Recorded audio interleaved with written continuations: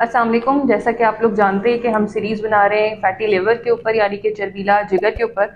और आज उस सीरीज़ की आखिरी वीडियो हम बनाने जा रहे हैं, जिसके अंदर हम डिस्कस करेंगे कि अगर किसी के जिगर के ऊपर चर्बी आ गई है तो वो खाने पीने में कौन सी एहतियात करे। सबसे पहले डिस्कस करते हैं कि कौन सी ग़िज़ाएँ हैं जो कि खानी चाहिए। तो उनमें सबसे पहले आती हैं सब्ज़ियाँ और फल। और सब्ज़ियों में पालक, मेथी और बंद गोभी का इस्तेमाल, और फलों के अंदर जो है वो सेब का, बेरीज़ का, नाशपाती का इस्तेमाल करना चाहिए। उसके बाद फाइबर का इस्तेमाल, जैसे कि जो हमारा मल्टीग्रेन आटा होता है वो, दलिया, जौ, ब्राउन चावल, इनका इस्तेमाल करें।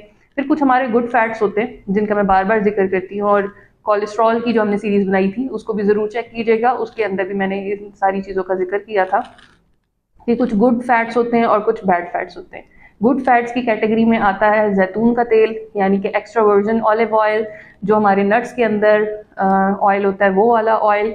मछली के अंदर जो ओमेगा 3 फैटी एसिड्स पाए जाते हैं वो, अखरोट और बादाम, ये सारी चीज़ें जो है हमारे गुड फैट्स के अंदर आते हैं। इसके अलावा प्रोटीन का इस्तेमाल, और प्रोटीन में मछली और चिकन बगैर चर्बी के, और अंडे बगैर जर्दी के, ये प्रोटीन के अंदर आता है। इसके अलावा दालें वगैरह भी इसमें शामिल होती हैं।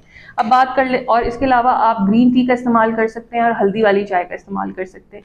अब बात कर लेते हैं उन चीज़ों का जो कि एक फैटी लिवर के मरीज़ को या हाई कोलेस्ट्रॉल के मरीज़ को नहीं इस्तेमाल करनी चाहिए। तो उनके अंदर आता है प्रोसेस्ड फूड।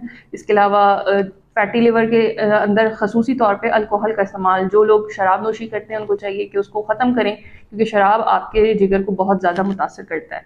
इसके अलावा फास्ट फूड और ये जो बाहर का जंक फूड है इसका इस्तेमाल, और सफ़ेद आटा और सफ़ेद चावल, और चीनी और मीठे मशरूबात, यानी कि कार्बोनेटेड ड्रिंक्स और जूसेस वगैरह और कोल्ड ड्रिंक्स वगैरह, इन सारी चीज़ों का इस्तेमाल नहीं करना चाहिए।